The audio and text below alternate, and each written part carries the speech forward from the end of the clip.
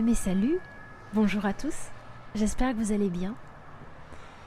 Je suis très méditative aujourd'hui devant ce magnifique paysage. Je me dis qu'on apprend très tôt à vouloir plus, toujours plus. Plus d'expérience, plus de projets, plus de réussite, plus de performance. Et finalement, ce toujours plus, il n'arrive jamais seul. Il apporte avec lui Mademoiselle Complication. Parce que toujours plus, c'est aussi plus de doutes, plus de pression, plus de peur.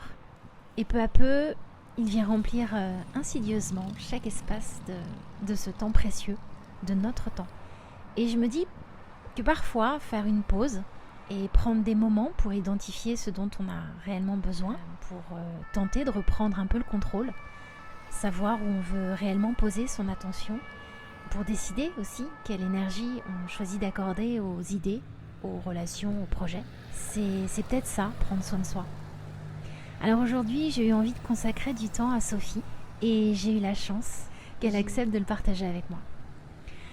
Sophie, elle pratique l'astrologie humaniste depuis plus de 10 ans. Et en fait, c'est une manière de lire le ciel qui est davantage tournée vers la compréhension de soi que de la prédiction. Et je connais pas vraiment cette discipline, mais je sais pas vraiment ce que ça va ouvrir, ce moment partagé avec Sophie. Mais j'ai eu très envie d'investir cet espace et de vous embarquer avec moi. Donc si vous êtes prêts, on y va.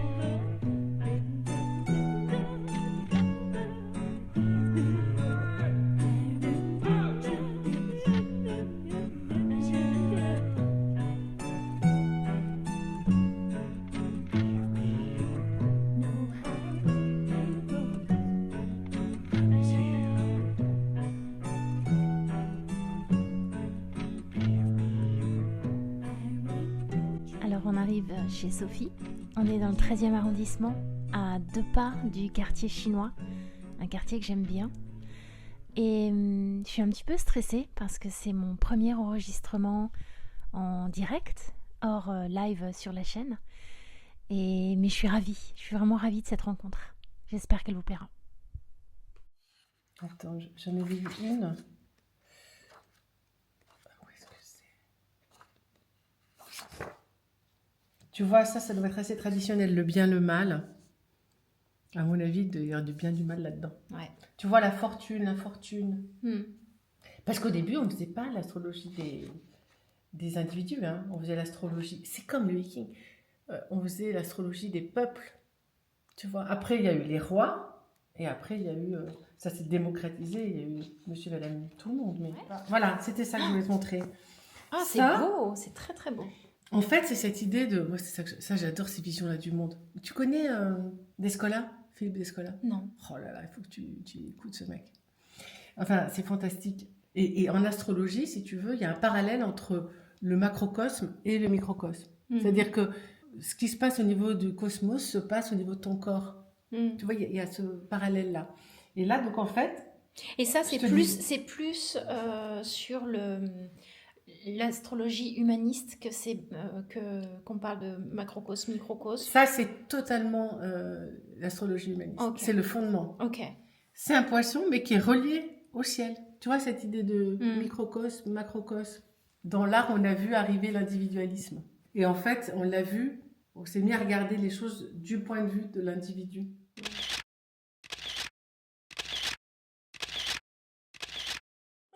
Salut Sophie, je suis super contente d'être là et je te remercie de m'accueillir, de nous accueillir, mes caméras et moi.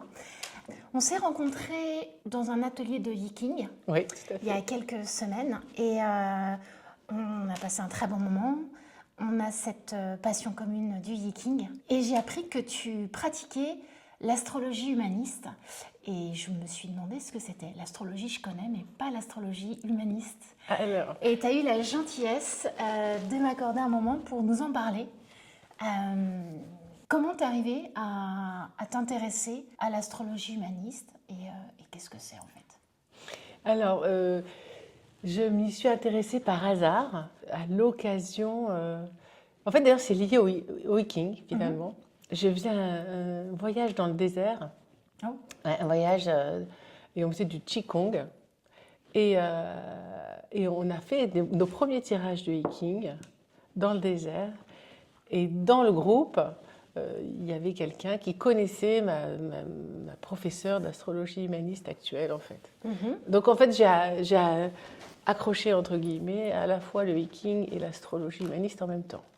Ok. Voilà. Et il y a beaucoup de parallèles dans les deux disciplines, d'ailleurs. Mais alors, pourquoi j'aime l'astrologie humaniste? Moi, j'étais dans une période de ma vie assez difficile et j'ai beaucoup aimé le côté réconfortant. C'est-à-dire, c'est cette idée d'être la partie d'un tout, en fait. De se dire qu'en fait, on n'est pas juste un électron libre, qu'il y a des énergies un peu partout et qu'en fait, on est relié un peu à ce cosmos. Voilà. Et ça, je trouvais ça assez réconfortant. Et ça, c'est ce qu'indique l'astrologie humaniste en fait. C'est le côté, oui, on est. En fait, alors l'astrologie humaniste, elle a plusieurs caractéristiques. Elle n'est pas traditionnelle au sens, elle n'est pas prédictive. Elle n'est pas là pour dire l'avenir. Ok. Ça, c'est la première chose. Elle n'est pas manichéenne non plus, c'est-à-dire qu'il n'y a pas le bien, le mal. Il n'y a pas de notion de bien ou de mal, la mauvaise planète, la bonne planète. Il n'y a pas de signe, par exemple, quand on parle de signes astrologiques, il y a des signes. Par exemple, le scorpion, c'est un signe qui n'est pas très bien vu. Oui. Ça, dans l'astrologie humaniste, ça n'existe pas. Ça n'existe pas. Ok. Il n'y a que des atouts ou des points à travailler. D'accord. Voilà. Le scorpion, il a une mauvaise réputation. Je ne sais pas très bien pourquoi, mais disons que c'est un signe qui est très profond, qui expérimente un peu des morts et renaissances dans sa vie. Donc, ce n'est pas des vies, si vraiment, déjà, on n'est pas forcément que scorpion, déjà, mais imaginons quelqu'un qui est full scorpion, il va avoir, oui, des périodes de difficultés, mais c'est pour s'améliorer aussi, c'est pour être de plus en plus authentique. Donc voilà, c'est des signes qui peuvent être difficiles, qui ont beaucoup de travail sur soi, mais à l'arrivée, ça fait des très belles personnes aussi. Ouais. Donc c'est pas comme par exemple quand j'ouvre le journal ou le magazine féminin, l'horoscope de la semaine, où on va te dire en amour, au travail, voilà ce qui va se passer cette semaine, un peu ce qu'on fait d'ailleurs dans les cartes. Ça n'a rien à voir avec ça. Ça n'a rien à voir parce que, ça n'a rien à voir parce que c'est très personnel en fait. C'est-à-dire que ce qu'on appelle l'horoscope, c'est le signe solaire, c'est-à-dire où est le soleil à ma naissance. Mais en fait, il n'y a pas que le soleil, il y a 9 planètes en tout qui sont positionnées les unes dans certaines maisons. Il y a des aspects, des angles entre les planètes qui viennent jouer complètement et influencer la personnalité. Donc en fait, il n'y a pas, hormis des jumeaux, on va dire, il n'y a pas deux thèmes les mêmes. D'accord. Et est-ce que ça prend aussi comme l'astrologie, alors moi je ne connais pas grand-chose, mais l'astrologie lambda classique, j'ai envie de dire, est-ce qu'on prend aussi en considération les décans, les... Comment ça se travaille, comment ça se travaille je peux peut-être te montrer. Hein. Bah carrément. Alors, ok, donc ça c'est un plan, ça c'est un... ça c'est le thème à la naissance de la personne. D'accord. Donc en fait, le rond, ça représente grosso modo la Terre. Donc on est géocentré en astrologie. C'est-à-dire que le centre, c'est la Terre. Mais comme les humains, c'est-à-dire que les humains, ils considèrent... On considère que les planètes tournent autour de la Terre. Oui. Donc d'un point de vue scientifique, ce n'est pas scientifique, mais c'est un point de vue humaniste. C'est-à-dire que, voilà, là, le soleil se lève, il se couche. Voilà, on raisonne comme ça dans la vraie vie. Donc, en fait, ce qu'on voit, ça, c'est la Terre. Oui. Toutes les choses de couleur, les symboles de couleur, ce sont les planètes. Ok. Les symboles à l'intérieur du rond, ce sont les signes du zodiaque. Oui, les 12 signes. Ce qu'on appelle l'ascendant, c'est là, AC. Ah ok. En face, on a le descendant, c'est l'autre. Donc, en fait, ce qu'il faut imaginer, c'est que entre AC et DC, là, en dessous, c'est la ligne d'horizon. Donc, en fait, quand cette personne est née, toutes ces planètes-là étaient sous l'horizon. Ne s'étaient pas levées. Et quand elle est née, il y avait ces 2 planètes, Pluton et Mars, qui, elles, étaient au-dessus de l'horizon, comme quand le Soleil est à midi. Voilà, à midi, c'est là à peu près. Et qu'est-ce que ça influence de plus ou de moins le fait qu'il y ait des planètes sous l'horizon et des planètes au-dessus? Alors, sous l'horizon, on dit que c'est de l'énergie qui est plus introvertie. D'accord. Et au-dessus de l'horizon, c'est de l'extraversion.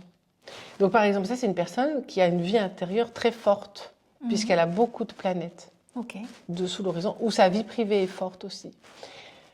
D'accord? Donc, mais il y a plein de choses qu'on lit. On lit ça, effectivement, ce qui est sous l'horizon, au-dessus de l'horizon.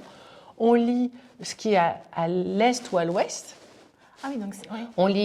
On lit les traits, les petits traits là, les petits traits rouges, ça veut dire que ce sont des aspects plus difficiles mais dynamisants aussi, Ok.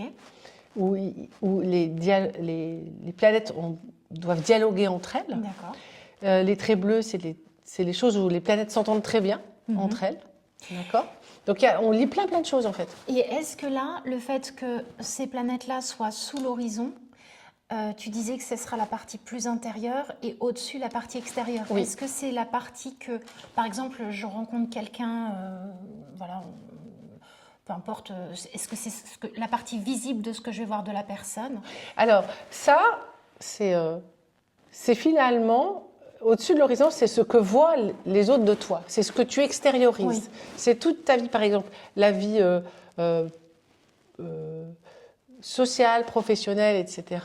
C'est plutôt au-dessus de l'horizon. Là, on est plutôt sur l'identité de la personne, sa façon de communiquer. C'est des choses plus... où les lieux qu'elle habite, les loisirs, la vie privée, est-ce qu'elle a des enfants ou pas. Voilà, tout ce qui est un peu plus privé ou même caché, carrément, c'est sous l'horizon. Okay. Là, c'est plutôt ce qu'elle donne à voir. Okay. Et la relation, par exemple, elle est là. On est à la relation, à ce petit trait-là, le descendant, qui est en face de l'ascendant. La relation avec les planètes ou l'autre? Ah, okay. À l'autre, voilà. Il n'y a jamais de mauvais thème en soi. C'est pour ça, ouais, je comprends la similitude que tu fais avec le Yiking du coup. Parce que ça s'apporte mutuellement. C'est les deux, ce qu'il y a en commun, je pense que c'est de la connaissance de soi quand même. À l'arrivée, c'est la connaissance de soi. il y a la notion de temps et de cycle en astrologie dynamique qui est fondamentale. C'est-à-dire qu'on retrouve un peu dans le Yiking, je trouve, dans les hexagrammes, être au début d'hexagramme, en fin d'hexagramme, ce sont des cycles aussi dans le Yiking. Et les deux, d'ailleurs, ont une connotation très, très psychologique. Enfin, Carl Jung était fan des deux, d'ailleurs. Donc, toute l'astrologie. Ouais. Ah, ça, je savais pas. Ok. Il a vraiment fait la promotion de l'astrologie. Et il pratiquait. Un grand pratiquait. promoteur parce qu'entre le Yiking et l'astrologie, ok. C'est ça. Et il a. En fait, le fondateur de l'astrologie humaniste a été un ami de Carl Jung. D'accord. Et qui est le fondateur? Alors, c'est un Américain. Enfin, je ne sais plus quel est. C'est Dan Rudyard. Ouais. Qui était un compositeur de musique. D'accord. Qui a en fait sorti un peu l'astrologie de sa tradition. En y mettant la notion de cycle. La notion de cycle, c'est quelque chose qui est fondamental en fait, parce que ça te dit que les choses peuvent évoluer. Rien n'est figé. Ça te dit que rien n'est figé, donc c'est très réconfortant. Et c'est un rapport au temps qui n'est pas du tout un rapport occidental. Comme le Yiking. C'est-à-dire que le rapport au temps de l'Occident, c'est la flèche qui va toujours dans un même sens. Alors que les cycles, il y a des moments pour se reposer, il y a des moments pour avancer, il y a des moments pour nettoyer. Donc, ce n'est pas du tout la même rapport au temps. En fait, l'astrologie humaniste, elle s'est beaucoup influencée de la psychologie moderne. D'où astrologie humaniste. Donc, au départ, il y avait les histoires de planètes, de monde, de cosmos, et l'homme. Et donc, ils ont tout de suite pris la notion de psychologie, alors que la notion d'astrologie traditionnelle, elle va être sur le destin. Une discipline qui se nourrit de plein de disciplines. Et du coup, en fait, l'astrologie humaniste, ce qu'elle fait pour l'individu, ce qui est très intéressant, c'est qu'elle l'attrape, si la personne le veut, à 4 niveaux en fait. Du point de vue du corps, donc c'est relié aussi à la médecine chinoise. Du point de vue socio-culturel, c'est-à-dire ça va prendre en compte les bains culturels de la personne, la notion de parents, le père, la mère, donc tout le bain social de la personne. Le troisième niveau, c'est l'individu, c'est tout le truc de Jung, de se dire comment je deviens moi en tant qu'individu. Et la dernière notion, c'est la notion de transpersonnel. C'est là où on devient presque, ça rentre dans la spiritualité finalement. C'est d'essayer d'arriver à gérer des énergies bien plus fortes que l'énergie humaine. Voilà. Donc il y a des planètes transpersonnelles qui sont assez difficiles à capter, mais qui peuvent nous menacer, mais en même temps peuvent vraiment nous renforcer si on sait bien les gérer. Et ce serait quelle planète? Uranus, Neptune et Pluton. Donc, voilà. Mais par contre, ce n'est pas que de la subjectivité du tout. Enfin, moi, les cours que j'ai en astrologie, ma professeure avait dit non, c'est pas ce mot-là, c'est ce mot-là. Il y a une vraie rigueur en fait. Il y a une vraie rigueur. Et tu penses que quand on commence, alors chacun est complètement différent dans son système d'apprentissage, mais ça me semble quand même être un apprentissage relativement long et fastidieux, non? Alors, moi je trouve ça long, moi je suis un peu lente. Hein. Et puis je fais plein d'autres choses aussi, alors du coup, j'ai pas forcément le temps, mais pour moi c'était assez long. Et là, je commence à bien maîtriser. Mais, comment dire, c'est vrai que je pense que tu as des gens qui sont livresques, qui sont un peu intellectuels et qui vont vouloir passer par là. Je pense que par contre, les cours, ça me paraît compliqué de le travailler seul. C'est ça que j'allais te demander. Seul avec les bouquins, c'est pas suffisant. Je ne l'ai pas fait, moi. Mais parce que nous, par exemple, on a des cours qui sont pas forcément... qui sont un peu fastidieux parce qu'on recense comme ça plein de notions. Et par contre, on a des ateliers où on est 5 ou 6 sur un même thème qu'on a préparé, qu'on a eu le temps de préparer ou pas avant d'ailleurs. Et là, tout le monde intervient. C'est un peu ce qu'on va faire avec le Yiking. Oui, voilà. Et Oui, ça va être un peu la même chose. Ouais. Si ce n'est que dans les thèmes, nous, ce qui se passe par déontologie, en fait, quelqu'un amène le thème d'une personne, mais qui reste anonyme. Ouais. Et en fait, ce qu'on fait, c'est que pendant 1 heure, on parle de cette personne. Il y a qu'une personne qui la connaît plus ou moins bien d'ailleurs, parce qu'elle peut très mal la connaître aussi, mais pendant 1 heure, on décortique avec l'aide de la professeure. Et ensuite, celle qui a amené le thème nous débriefe un peu de la personne pour qu'on voit concrètement si on a trouvé des choses, si on ne les a pas trouvées, etc. Ouais, ça c'est intéressant du coup. Elle te dévoile, suite à votre lecture, elle vous dévoile qui est la personne entre guillemets, quoi, son caractère et ça, c'est intéressant.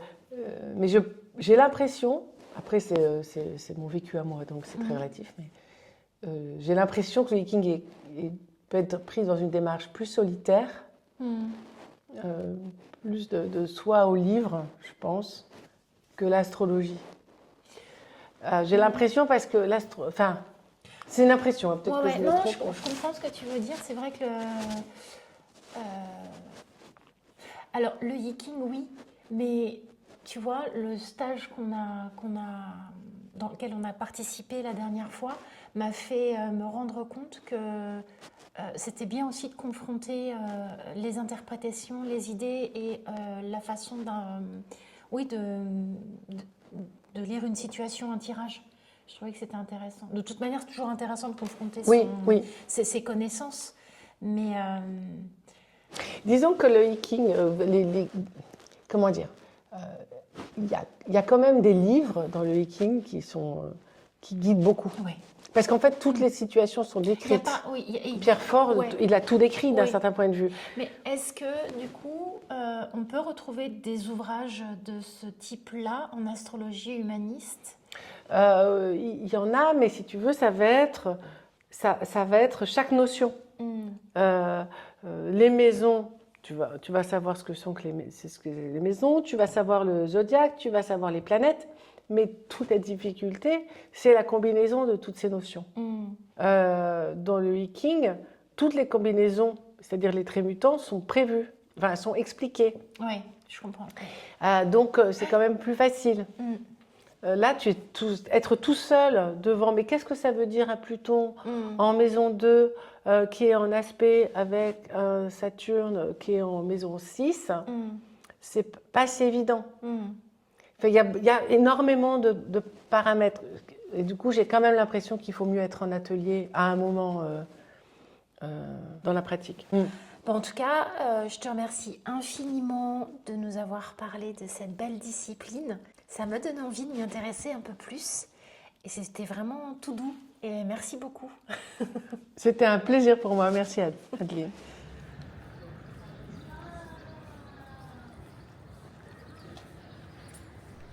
J'ai adoré ce moment avec Sophie. J'ai trouvé que ce qu'elle nous partageait, c'était vraiment très précieux. J'espère que ça vous aura intéressé autant qu'à moi. Personnellement, je vais m'intéresser de plus près à l'astrologie humaniste, que je trouve pour le coup très humaine. Elle porte bien son nom. Je m'améliorerai, promis, pour les prochaines interviews en extérieur.